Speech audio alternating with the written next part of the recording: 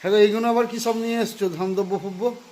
এগুলো যেহেতু রনি হরি ঠাকুরের দৌড় ধরা, সব ছেলে মেয়েই একজন না একজনের দৌড় ধরা হয়, তো সেই জন্য হরি ঠাকুরের কাছে আমি বাতাসা দিয়ে পুজো দিয়েছিলাম, সেই হরি ঠাকুরের বাতাসা এনেছি।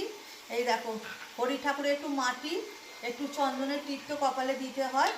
আর এখানে আছে ধান আর দুব্ব আছে, দেখতে পাচ্ছ। আর এটা হচ্ছে আমার ভোলানাথের ফুল আর গোপালের ফুল।